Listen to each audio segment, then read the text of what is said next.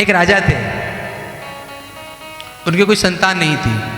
बहुत प्रयत्न किया संतान हो जाए, परंतु कोई संतान उनकी नहीं हुई।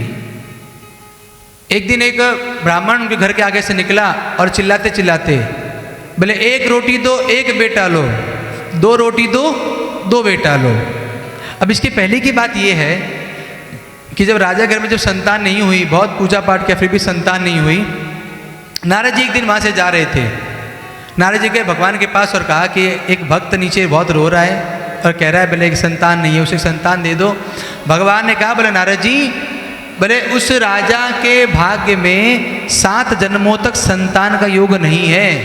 अच्छा चलो कोई भी वही वही जो राम रची राका, जो भगवत इच्छा वही होगा।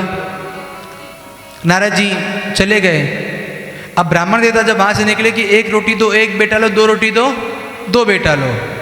रानी ने कहा भले स्वामी बाहर कोई ब्राह्मण जा रहे हैं, वो कह रहे एक रोटी दो एक बेटा लो, दो रोटी दो दो बेटे लो, रोटी दे दूं?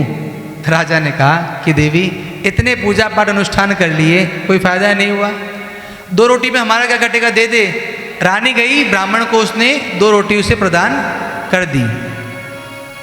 समय आने पर रानी गर्भवती हुई और उसे 2 संतान की प्राप्ति हुई। नारद जी आए, उन्होंने देखा कि इसके घर में संतान कैसे पैदा हुई।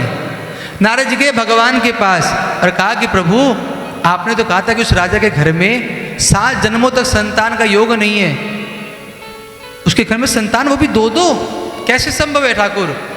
भगवान ने कहा कि नारद जी उस राजा के भाग्य में संतान तो नहीं थी, लेकिन एक दिन उनके घर के आगे से एक ब्राह्मण जा रहा था जिसने कहा एक रोटी दो एक बेटा लो, 2 रोटी दो 2 बेटा लो, और उसकी रानी ने उस ब्राह्मण को 2 रोटी दे दी। तो उस ब्राह्मण का वचन सत्य करने के लिए मैंने अपने नियम को काट दिया और उस राजा को पुत्र प्रदान किया।